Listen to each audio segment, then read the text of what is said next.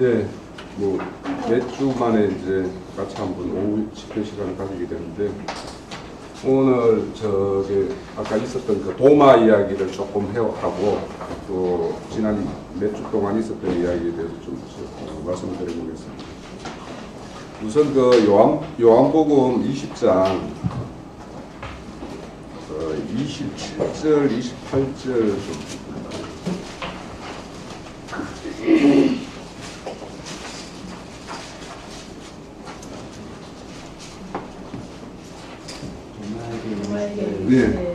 내 손가락을 이리 내밀어 내 손을 보고 내 손을 내밀어 내 옆구리에 넣어보라. 그리하여 믿는 자가 되지 말고 믿는 자가 되라. 도마가 대답하여 이르되 나의 주님이시오 나의 하나님이시니라. 예수께서 이르시되 너는 나를 본고로 믿느냐 본고로 믿는 자는 복되도다 하시니라. 제가 어제 그 집회 자료를 보면서 그 여러 가지 형제님의 그 자료 중에 보면 그 시대를 넘나들면서 그 애표적인 어떤 이런 것들을 말씀을 해주셔서 되게 어제 이제 집회 자료를 보면서 뭐 우리도 피상적으로 우리도 예전에 이제 그런 누구를 애표한다 뭐 이런 이야기를 많이 듣고 이렇게 왔었었죠. 그런데 이제 더 구체적으로 어떤 사도들까지도 이제 이렇게 애표를 하시니까 그렇구나 이렇게 많은 걸 그 공감도 하고 그랬습니다. 그런데 이제 그 도마 이야기가 나올 때 이제 그 이야기가 그럴 수 있겠다라는 생각도 하면서 이제 한편으로는 이 도마의 이야기를 잘못 이해하는 부분이 상당히 많은 것 같다라는 생각이 들으세요. 제가 이제 그 질문의 내용에도 보면 도마의 어떤 보고 믿는 믿음은 뭔가 좀 제가 거기에 좀 그 속된 말로 핫바리 믿음인 것처럼 뭐 이렇게 여기는 것처럼 그런 강의를 내가 들었던 기억이 나서 그래서 이제 그거는 아닌 것 같다라고 생각이 들어서 이제 예전에 한번 그걸 좀 이렇게 묵상도 해보고 이렇게 그런 시간을 가졌었는데 어제 이제 그거 보면서 질문도 드려놓고 나도 이제 제 나름대로 이제 좀 자료를 조사를 해보고 이렇게 했어요. 그러니까 이제 도마라는 게 그게 이제 쌍둥이라는 뜻이 있대요.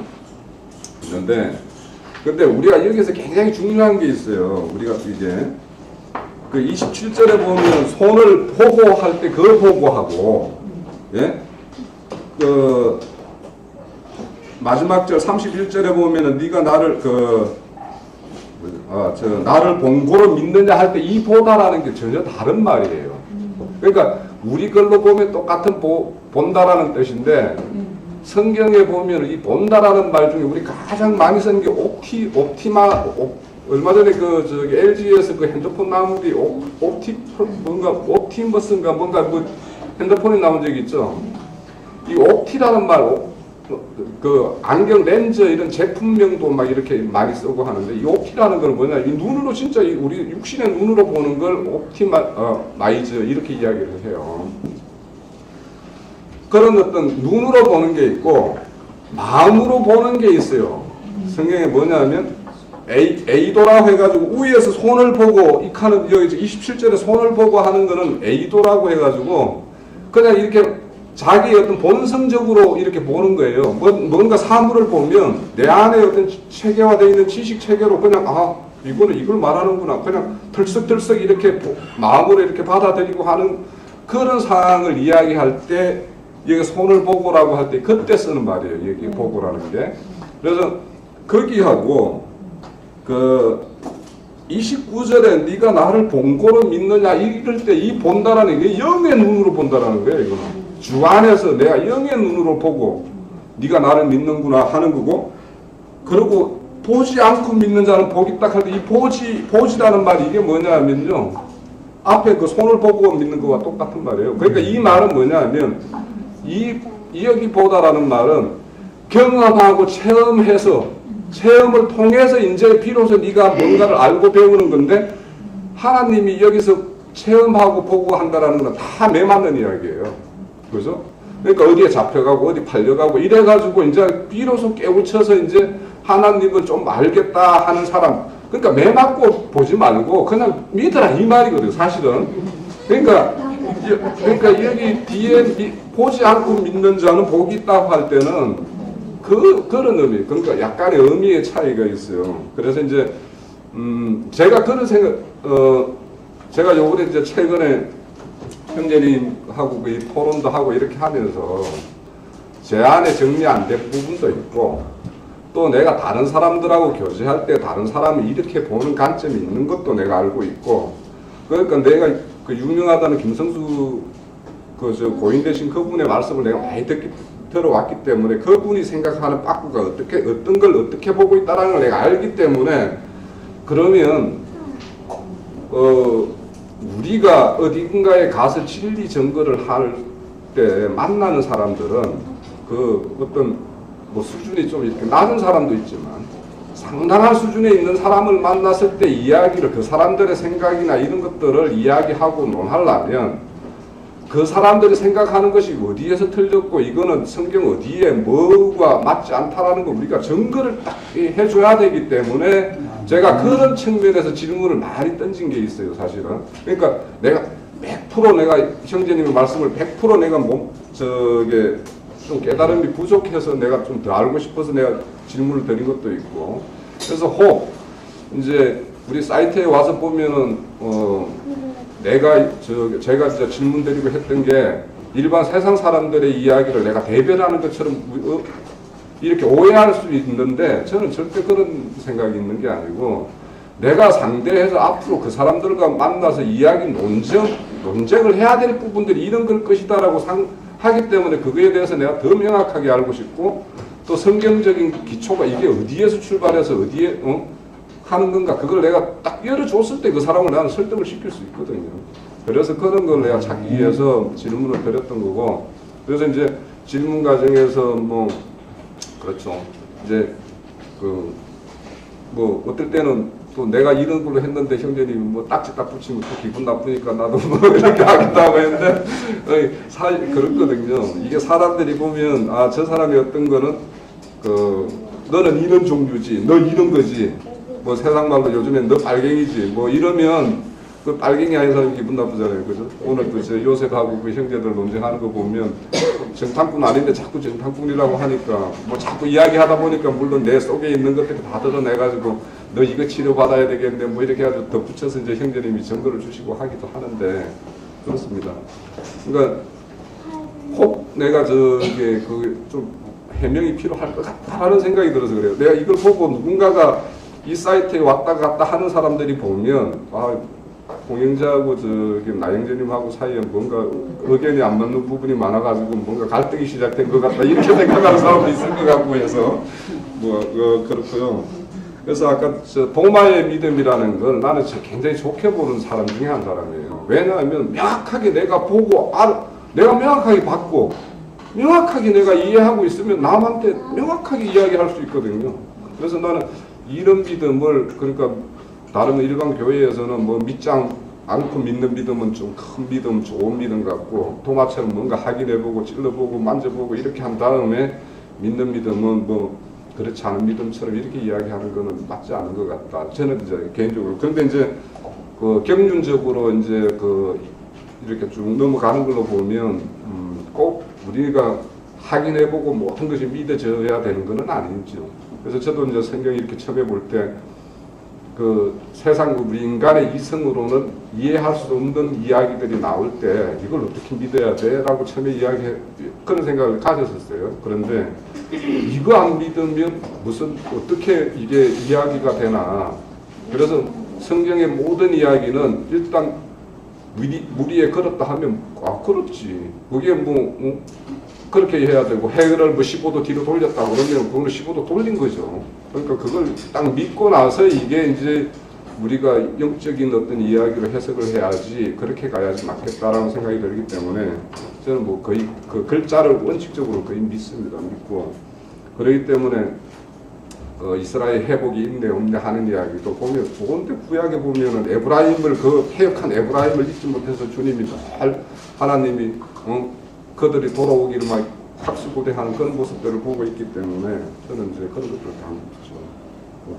우선 이제 제가 오늘 사실 한 2주, 3주 묵은 이야기가 하나 있어요. 제가 페이퍼 요거 정리한 게 한 2주, 3주 묵었는데, 우리가 히브리서 5장에 보면, 11절을 한번 볼까요? 보자. 히브리서 5장 11절.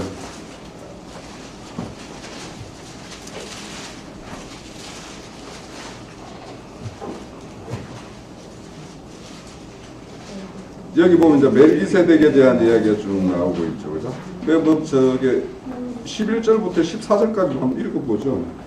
멜기세덱에 관하여 우리가 하나님을 만나 너희가 듣는 것이 두려움으로 설명하기 어려우리라. 내가 오래되었으므로 너희가 마땅히 선생이 되었을 때에 너희가 다시 하나님의 말씀에 기초를 위하여 누구에게서 가르침을 받아야 하는 처지이니 단단한 음식을 못 먹고 저신을 먹어야 할 자가 되었도다. 이는 젖을 먹는 자가 어린아이니 의의 말씀을 경험하지 못한대요. 단단한 음식은 장성한 자의 것이니 그들이 지하를 사용함으로 영광을 받아 서원하는 일을 하는 일이다. 네. 자, 여기 보면 이제 말에 대해서 이제 이렇게 정리를 하고 있어요, 사실.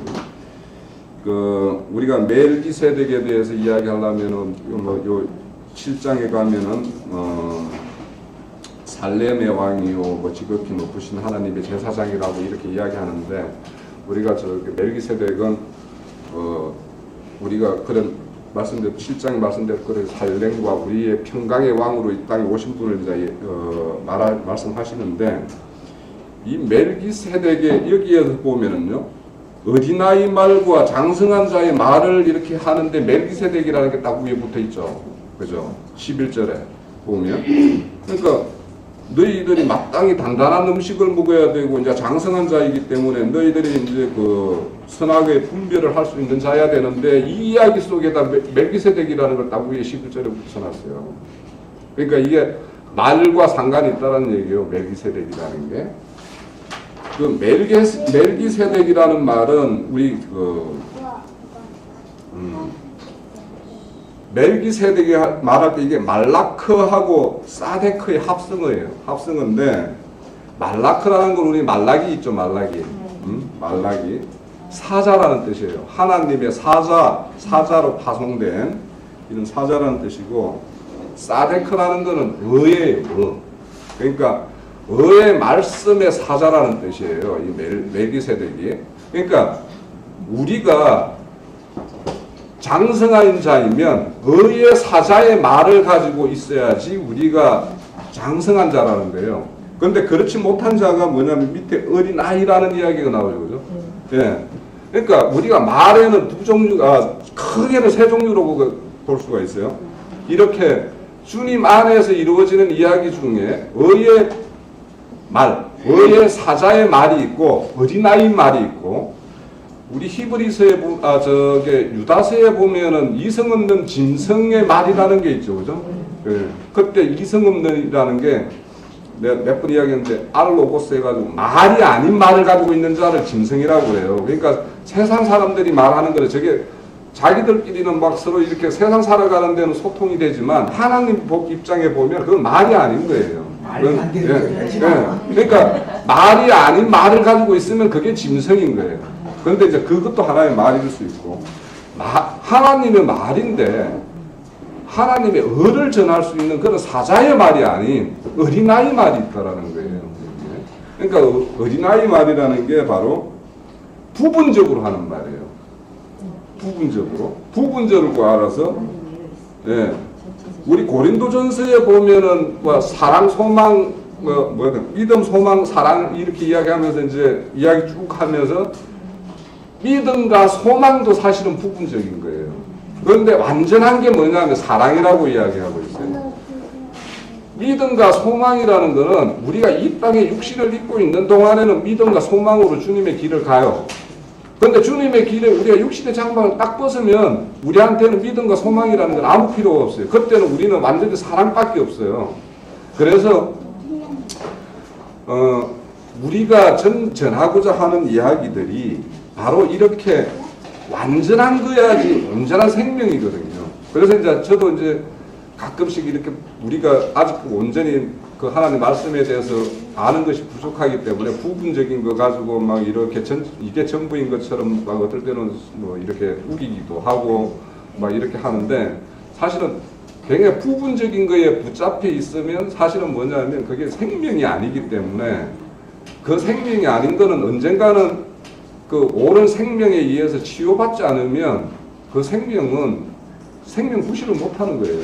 그래서 우리가 이렇게 뭐 이렇게 말씀을 많이 우리 그 교회 같은 경우는 추구하고 하는데 이런 말씀을 추구하는 이유가 온전한 생명이기를 원하기 때문이고 온전한 생명을 흘려주기 위해서 하는 거예요.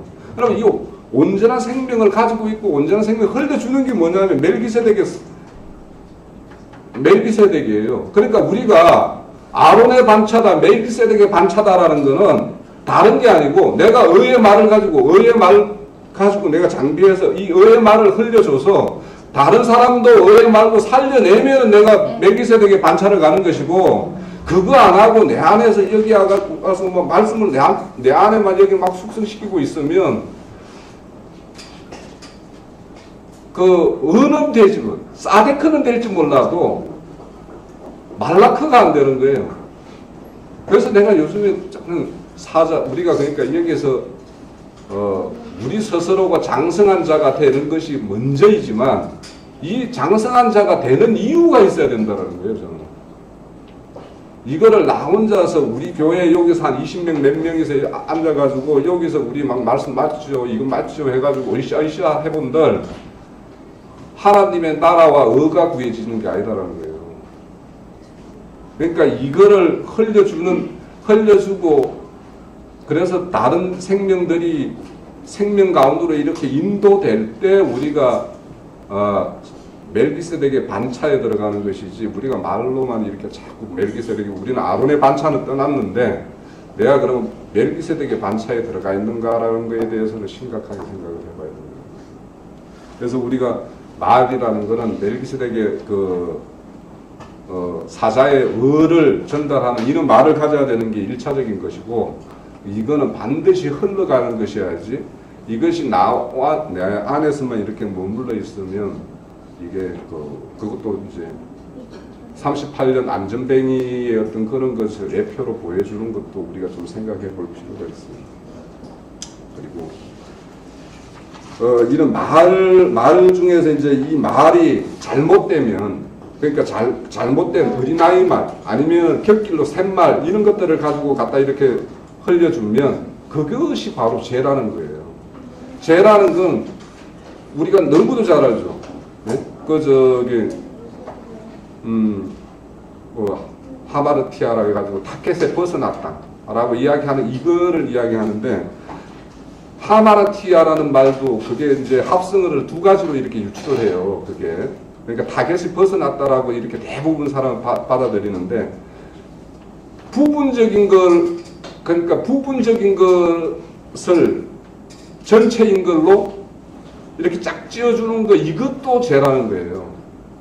그러니까 아까도 내가 전거 중에서 부분적인 거는 생명이 온전한 생명이 안 되는데 이 부분적인 걸 이게 네 짝이다라고 해서 짝 맞춰주는 거 그러니까 죄라는 말에는 잘못된 짝, 지 짝이 아닌 짝을 짝으로 이렇게 맺어주는 거 이것도 죄라는 거예요. 그러니까 그 하마르티아의 합성어가 두 가지로 유출을 하는 게 짝 아닌 짝을 맺어주는 거 이것도 죄고 그 의미로도 해석을 하는 게 있고 타겟을 벗어나게 목표점이 있는데 목표점에 벗어나게 하는 거 이것도 죄라는 거예요. 그래서 우리가 말씀을 추구하고 이렇게 하는 이유도 제대로 된 짝을 맺어주기 위해서 이제 우리는 이 말씀을 추구해야 되고 또 이렇게 더 묵상을 해야 되는 거죠. 그래서 이제 그 히브리서에 보면 6장에 우리가 6장 아까 봤죠. 여기 보면은 여기 튀었죠. 그 4절에 한번 보죠.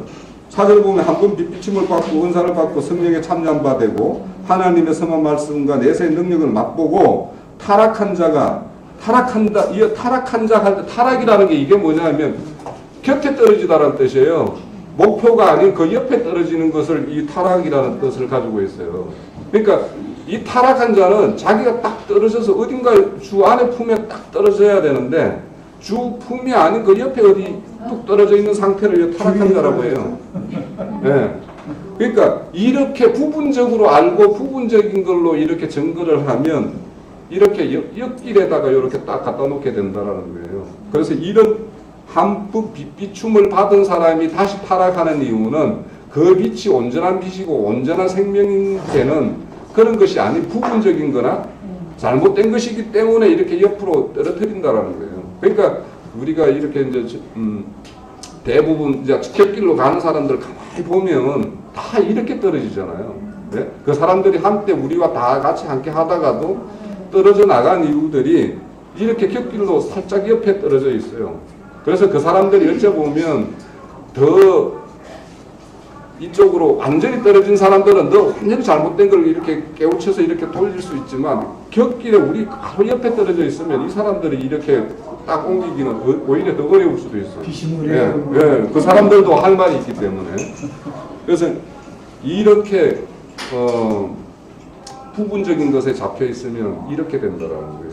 그래서 우리가 제가 오늘 그 말씀드리고 싶고 했던 거는 뭐냐면 우리가 말씀 추구하는 거에서 목적이 있고 또 우리가 익히 알고 있는 멜기세덱의 반차에 들어가기 위해서는 어떻게 해야지 어디까지 가야지 우리가 멜기세덱의 반차인지 그것도 말씀드리고 싶고 그러니까 부분적인 것이 어떤 것인가. 그래서 이제 뭐 제가 질문 드리고 이렇게 하는 거는 부분적인 거 아닌 것을 나는 전해 주고 싶기 때문에 그거야지 또 부분적인 사람들에게 내가 진리 논쟁을 한다든지 하면 이길 수 있기 때문에 그렇게 하신 거다라고 좀 이해를 해주시고 앞으로도 내가 질문을 드리면 그런 걸 가지고 질문을 드리는 거예요. 그래서 나도 더 빛으로 가고 우리도 온전한 것을 알아야지 온전하게 전달을 할 수 있으니까 이쯤 하겠습니다. 네. 몸살기가 좀 있어가지고 오늘 컨디션이 좀 안 좋아서 그런지 몰라도 말씀 시간에 조금 졸았어요. 근데 이제 조는 것은 이제 전체적으로 말씀이 조금 잘 이해가 안 된다는 것이기도 하고 말씀이 잘 이해가 안 될 때는 좀 지루하잖아요. 지금 전체 어떤 그 맥이 잘 안 잡히니까. 그리고 틀림없이 이제 어떤 말씀을 하실 때는 필요에 의해서 하시는 거고 뭐 말씀 전하는 시간에 쓸데없는 말씀을 하시는 건 아니실 텐데 이제 그런 것들이 연결이 안 되면 좀 알아듣기가 어렵고 이해하기가 힘든 것 같아요. 근데 이제 저는 강론을 들으면서 요셉의 생애를 한번 퉁쳐가지고 정리를 좀 해주시면 어떨까 하는 생각을 했습니다. 물론 요셉의 생애가 이제 단독적인 것이 아니고 야곱과 연결이 돼 있고 12아들이라고 하는 그 틀 내에서 이 요셉의 생애가 형성이 되고 있는데 오늘 42장 1절에 이제 그때에라는 이제 문구가 나왔는데 이 그때라고 말씀하시는 이게 지금 7년 환란 7년 그 흉년 중에 2년이 지난 후에 이제 5년을 들어가는 시기인 것 같아요. 그러니까 2년 동안에는 곡식을 맞는지 모르겠습니다. 근데 아무튼 그때라는 말씀을 하실 때 이제 그때가 이제 온 세상에 그 곡식이 떨어진 암흑기를 의미하잖아요. 근데 이제 아모스서나 이런 데 보면 이제 말씀이 없는 기갈이라 이렇게 얘기를 하고 그래서 이렇게 그때 이 지점을 그러면 말라기서에서 예수님이 오시기 전까지 구약의 경륜적으로 그때로 봐야 될 건지 어느 시기를 볼 건지 이런 경점이 좀 안 잡히다 보니까 말씀 듣는 내내 이게 이제 어느 포커스에 이게 들어가는 건가. 그러니까 이제 뭐 부분적으로는 예를 들어서 베드로는 시므온을 예표하고 그 베냐민은 바울을 예표하고 디드모라고 하는 도마는 이스라엘 입맞은 자 14만 4천 12지파 천년왕국기 내에서 이제 말씀을 증거할 종들이라고 말씀하시는 취지는 이제 큰 윤곽에서는 이제 그런 것들은 의미로 다가오지만 전체적인 어떤 그 경륜적인 틀 안에서 이것이 조금 그동안에 이제 쭉 38장부터 이제 42장으로 이제 연결을 하시면서 강론이 왔는데 그 요셉의 생애라고 하는 부분이 퉁쳐져가지고 이렇게 그림으로 그려지지 않다 보니까 조금 그런 좀 이해하는데 어려움이 좀 있었던 것 같아요. 그래서 기회가 되시면 한번 요셉의 생애는 퉁쳐서 한번 설명을 해주셨으면 좋겠다 싶은 생각이 들었고요. 그리고 이제 이것은 제가 이제 가지고 있는 이제 평소에 좀 정리가 안 된 부분에 명확한 게 있어서 좀 명확하게 좀 정리를 할 필요가 있다 싶은 것을 말씀 좀 드리겠습니다. 저는 이제 회개에 대해서 좀 말씀을 좀 정확하게 좀 분별을 받아봤으면 좋겠습니다. 성경에 이제 회개라고 하면은 세례 요한이 말한 회개가 나오고, 그래서 세례 요한의 회개는 거듭남, 그 회개 효과는 거듭남, 결과적으로 거듭남을 발생하지 않습니다. 그게 이제 그 증거가, 성경의 증거는 사도행전 19장에 나오죠. 그래서 바울이 아벨로가 고린도에 있을 때 바울이 위치방으로 다니며 어떤 제자들을 만났는데 그 제자들이 누구냐면 세례 요한의 제자들이었죠. 그래서 너희가 무슨 세례를 받았느냐 이렇게 물어보니까 요한의 세례만 받았다. 요한의 세례만 따르였다. 그래서 그들을 강론해서 예수에 대한 요한이 증거한 이가 예수다 하고 복음을 가르치고 세례를 주니까 성령이 저들에게 임하였다 라는 구절이 나오죠. 그래서 이걸로 이 장을 근거로 해서 봤을 때는 세례 요한의 회개를 가지고는 거듭남의 효과를 가져오는 것은 아니다 라는 건 분명한 것 같아요. 그 다음에 이제 그 성경에는 예수 그리스도의 이름으로 회개하는 게 나오죠. 사도행전 2장 38절이 대표적인 구절인데 각각 예수 그리스도의 이름으로 회개하고 죄사함을 받으라. 그리하면 성령을 선물로 받으리니 그랬어요. 그래서 거기에 성령을 선물로 받는다 말이 The Spirit of 이렇게 돼 있어요. The Holy Ghost of The Gift of Holy Ghost 이렇게 돼 있거든요. 킹제임스 성경에. 그래서 The Gift of Holy Ghost 이렇게 표현된 부분이 우리말 성경은 성령을 선물로 이렇게 해서 사실은 등가로 해석한 거예요. 성령과 선물이 같다는 거거든요. 그래서 이 말씀은 에베소서 2장 그 8절에 보면 너희가 은혜로 구원을 받은 것이다. 이렇게 이제 바울이 얘기를 할 때 보면 구원이라는 것은 결국 구원의 지점이 어디냐면 성령을 선물로 받는 것이 구원의 지점이라는 거예요. 그러니까 거듭남이라고 하는 말을 달리 표현하면 결국은 이 킹제임스 성경 표현에서 홀리 고스트를 받는 지점이 거듭남의 지점으로 얘기를 하고 있다. 이렇게 볼 수 있습니다. 그래서 회개에서 예수 그리스도에 의한 회개의 효과가 바로 거듭남을 주는 거라는 거죠. 그 다음에 이제 또 계시록에 가서 보면 성령이 교회들에게 하시는 말씀이 나오면서 에베소 교회를 책망하는 장면이 나오면서 어디서 떨어졌는지 돌이켜서 회개하라 이렇게 나오죠. 그래서 이때는 성령이 아니고 이제 원어에서는 더 스피릿이에요. 성령이 아니고 영이 교회에게 하시는 말을 들어라 이렇게 돼 있어요. 그래서 이 사실은 우리말 성경에서는 성령과 영을 구분을 안 하고 쓰고 있지만 이 킹제임스 성경이나 이런 다른 여권을 보면 구분이 많이 돼 있거든요. 그러니까 예를 들면 사도행전 5장에 가서 보면 아나니아와 삽비라가 나오는데 우리말 성경에는 다 성령 내지는 이렇게 뭐 구분이 그렇게만 돼 있어요. 근데 킹제임스 성경에는 어떻게 되냐면 아나니아에게 책망할 때는 네가 어찌하여 주의 성령을 속이고 할 때 이때 성령은 홀리 고스트로 돼 있어요. 그 다음에 뒤에 가면 주의 영을 삽비라한테 얘기할 때는 주의 영으로 얘기해요. 근데 그 주의 영이 The Spirit of the Lord이에요. 그러니까 더 스피릿이거든요. 그러니까 이것은 뭘 얘기하냐면 표면적으로 봤을 때 아나니아와 삽비라가 같은 신앙의 단계처럼 보였지만 영적인 깊이에서 들어가서 보니까 그 신앙의 단계가 틀렸다는 거예요. 아나니아보다는 삽비라가 더 위에 있는 단계였었다는 것을 또 보여주는 거거든요. 아까 회개를 얘기할 때도 우리가 예수 그리스도의 이름에서의 회개와 더 스피릿에서의 회개가 이게 틀린 단계가 있듯이 이 단계가 있다. 그래서 이제 저는 제가 이제 이해하는 것은 세례 요한의 회개로서는 우리가 이제 거듭남의 효과를 가질 수 없고 단지 그것은 돌이킴으로 준비하는 것에 불과한 거고 이후에는 예수 그리스도 이름으로 회개를 해야 된다. 근데 이제 예수 그리스도라고 하는 것 자체가 저는 우리가 예수의 단계와 이제 그리스도의 단계가 또 구분되어야 된다고 생각이 되거든요. 그러니까 예수의 단계라고 하는 것은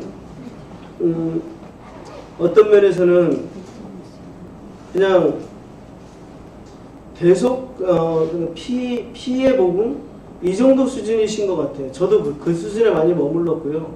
그다음에 그리스도라고 하는 것은 이제 죽고 장사되고 장사와 부활, 승천까지의 단계까지.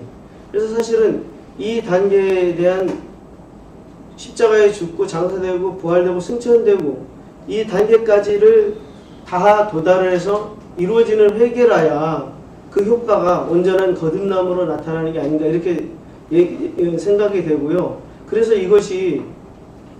저는 이것이 조금 이제 불분명하다 보니까 이제 이런 오해를 했던 것 같아요. 여호수아서의 5장에 보면 이제 길갈할례가 나오잖아요. 근데 저는 그래서 구원이라고 하는 게 이제 두 강을 건너야 된다는 생각을 한 거예요. 그러니까 홍해와 요단강이 다르다고 생각을 했어요. 그래서 어떻게 생각했냐면 홍해는 영의 구원을 받을 때 건너는 거고 요단강은 혼의 구원이 됐을 때 건너는 게 아니냐 이렇게 이제 분류해서 봤는데 그렇게 보다 보니까 아간이라는 사람이 이제 저한테 많이 걸림이 됐던 거예요. 왜냐면 이 사람이 요단강을 건너서 아이성을 공격하는 과정에서 그 시날산에 옷자락하고 뭐 금무치를 숨기는 바람에 그 땅이 아골골짜기에서 돌에 이제 이렇게 맞아서 죽게 되는 이제 비극을 가졌는데 이것이 어떤 신앙의 그런 나아가는 단계를 보여주는 건가라는 생각을 했었는데 요즘에는 이제 그게 그렇게 이해되기보다는 이렇게 이해가 되더라고요. 홍해 그러면 이제 그렇게 이해할 때 어떤 모순이 생기냐면 광야에서 죽은 사람들은 그럼 다 구원을 못 받았느냐는 문제가 생기죠. 근데 그게 아니고 모세를 따라서 홍해를 걷는 것은 구약 성도들을 예표한 것이고 그 다음에 여호수아를 따라서 요단강을 건넌 사람들이 신약의 성도들을 예표한 것으로서 이 각각은 사실은 우리가 건너야 할 강은 사실은 큰 강 하나인 거듭남의 강이고 이 강을 건넌 이후에 이루어지는 혼의 구원이라는 것은 단번에 이루어지는 게 아니라 점진적으로 계속적인 빛비침을 통해서 이루어지는 것이기 때문에 어느 강 하나를 확 건너는 그런 개념은 또 아니다. 이렇게 이해가 되더라고요, 요즘에는. 그래서 이런 이해들이 맞는 건지 맞는데. 예, 거기에 대해서 분별을 좀 받고 싶습니다. 이상입니다. 네, 또 다른 질문도 좋고. 저는 오늘 말씀에 예수의 피로 죄를 씻음받는다는 그 부분에 대해서 이제 좀 말씀을 듣다 보니까 이제 이 부분이 나도 모르게 이제 번뜩거리면서 생각이 났었던 게 있었어요.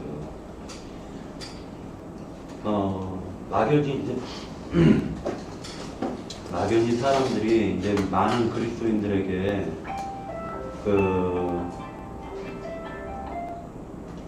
예수의 피로 죄 씻음 받는다라는 이 부분에 대해서 이제 많은 기독교인들이 얘기를 많이 하고 있죠. 근데 이 부분이 예수의 피로 죄 사함 받고 예를 들어서 죄를 씻김을 받는다라는 뜻에 대해서 명확하게 이렇게 증거를 하는 분들을 보지를 못했어요. 근데 형제님께서 증거하신 게 말하자면은 오늘 말씀 중에서 회개에 대해서 말씀을 하셨걸라며 회개에 대한 말씀을 하셨었는데 회개에 대해서 이런 말씀을 하셨습니다. 개종하는 것이다 라는 말씀으로 이제 하셨어요. 많은 사람들이 하나님을 갖다가 믿는다 하면서 성경을 보면서 어떻게 생각하냐면 자기의 관점에서 성경을 바라보고 자기의 관점에서 말하자면 해석을 해버려요.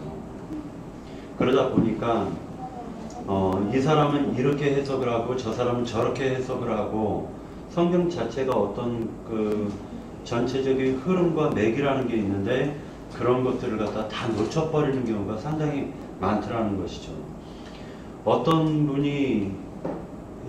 분과 얘기를 나눌 때는 그분이 그 증거하고 있는 내용에 대해서 이렇게 들어보면은 말하자면은 어떤 그 본질에서는 같이 출발을 하는데 점점 깊이 얘기를 하다 보면은 서로가 다르다라는 걸 딱 이렇게 느끼게 돼요.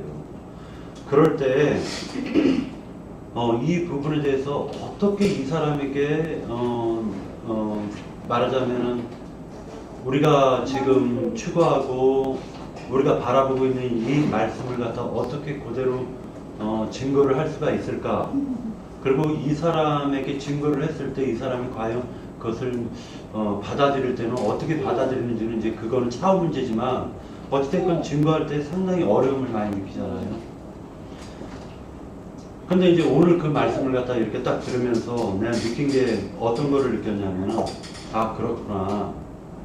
많은 사람들이요 히브리서에서 보면은 짐승 어린 말하자면 양을 잡아가지고 그 피로 죄사함 받는 것을 갖다가 깨닫고 있단 말이에요.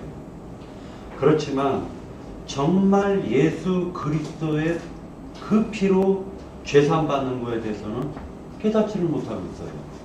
그것이 뭐냐면은 예수 그리스도의 증거하신 그 말씀인데 그 예수 그리스도의 증거하신 그 말씀은 여러 각도의 여러 인물을 통해 가지고 구약과 신약을 거쳐 가지고 하나님이 마음에 품고 있는 모든 비밀한 뜻을 갖다가 어떤 바울을 통해서는 이러한 하나님의 그 뜻을 갖다가 나타내 주셨고 베드로를 통해서는 또 이러한 뜻을 하나님께서 보여주셨고 그 다음에 또한 요한을 통해서는 이러한 뜻을 하나님께서 보여주셨는데 그 전체적인 부분이 전부 다 예수 그리스도를 증거하고 있다. 그런데 그 예수 그리스도는 정확하게 말씀 속에서 하나라는 것을 갖다 증거하고 있고 그 증거를 통해 가지고 아 맞구나 사람이 아무리 자기의 옳음과 자기의 선함과 자기의 그 올바르게 자기가 하나님을 갖다 믿고 있다라고 생각하는 이 모든 것으로부터 벗어나서 오직 예수 그리스도께서 증거하고 그분이 보여주시는 그 계시만을 갖다가 믿고 추구하는 것만이 말하자면 회개고 그 추구하는 것만이 예수님과 하나가 되어서 추구하는 것만이 이것이 바로 하나님의 의구나 라는 것을 갖다가 정작 그 사실에 대해서는 상당히 이렇게 많이들 모르고 있다는 것을 갖다가 이제 많이 느껴요. 또 어떤 사람들과 대화를 나누다 보면 예수 그리스도를 증거하면서도 배나 더 지옥 자식이 되어 있는 것을 우리가 볼 수가 있습니다. 대표적인 예로 구원파를 갖다 들 수가 있는데 아니면은 또 예를 들어서 장길자, 신천지 이러한 무리들 같은 경우 보면은 그 사람들도 십자가에 대한 도를 굉장히 명확하게 알고 있잖아요. 여호와 증인들까지도 하물며 그렇지만 그 사람들이 정작 예수의 피로 제사함 받는 것이 무엇이냐라고 하면은 그분이 예수님께서 2000년 전에 십자가에서 못 박혀 죽으심으로 말미암아 우리 제사함 받았다라는 것에 대해서만 알고 있을 뿐이지 실질적으로 정말로 이 말씀 지금 성경에서 하시고 있는 이 말씀이 내 마음에 정말로 믿어져서 피로 뿌려졌는지에 대해서는 믿지를 않고 있다라는 것을 갖다가 이렇게 느낄 수가 있습니다. 두 번째로 또 제가 요즘에 최근 들어와가지고 많은 생각들을 하고 그 은혜가 되지 않았었던 부분이 있었는데 이것이 뭐였었냐면은 천국에 대한 개념이었어요. 천국이라는 부분에 대해서 사람들에게 설명하기가 상당히 좀 난해하고 어렵다라는 생각을 많이 가졌어요. 왜 그러냐면은 천국은 교회다라고 하면은요 맥이 빠져버려요. 참 좋은 것이라고 하면은 바라보는데. 네, 많은 사람들이 많은 그리스도인들이 기독교인들이 생각했을 때는 천국은 황급히 번쩍거리는 어떠한 환상의 세계를 갖다가 의미하고 있는데 천국은 교회다라고 얘기를 하면은 이게 맥이 쫙 빠지는 거예요. 왜냐면은 교회라는 게요, 이 육신을 갖다가 우리가 입고 있기 때문에 이 교회가 결코 말하자면 우리가 생각하는 우리들의 그 모임인 이 교회라는 것이 여기에서도 비방거리도 나오고 손가락질도 하게 되고 여러 가지 그런 세상사에서 약간 좀 벗어났을 뿐이지 다를 게 없걸랑요 사실은. 어떤 자매님이 그렇게 얘기할 때 애게게 그렇게 그러니까 저도 지금 애기게 하는 거예요 지금. 이게 천국이 교회다 라고 하니까 정말로 이게 맥이 쭉 빠지면서 남들에게 복음을 맥이 없으니까 증거하고 싶은 그런 마음도 사실은 없었고 요즘 최근 들어와가지고 진짜 성경 거의 보지를 않았어요. 맥이 없는 거예요 맥이. 야 이게 무슨 천국이 교회면은 참. 그런데 그게 또 연장까지 되니까 이게 연장까지 되잖아요. 사후에까지 연장까지 되니까 참 이거 메가리가 없어진다. 그렇게 생각을 하고 있었던 거예요. 그래가지고 이제 이게 마음속에서 이게 지금 이게 뭐냐 이건 내가 이게 너무 깊이 나갔나 속으로 예전에 그냥 천국 하면은 황급히 찬란하고 번쩍번쩍거리는 그것으로 그냥 멈출 걸 나현재님만 나와가지고 메가리 빠지는 소리만 듣고 이거 사람 이거 힘이 쪽 빠진다 막 이러면서 속으로 이제 그런 생각들을 하고 있었습니다. 그러면서 이제 마음속에서 그런 갈등을 갖다 많이 느끼면서 정말로 이 부분에 대해서 명확하게 좀 알고 싶고 그 부분에 대해서 하나님께 어떤 이상을 좀 받고 싶어요. 근데 분명한 사실은 하나님께서 예비하고 준비하신 것은 인간으로서 도저히 사도 바울이 얘기한 것처럼 상상할 수가 없을 텐데 지금 내가 생각하는 것처럼 그렇게 그런 것은 아닐 것 같아요. 그런데 분명한 것은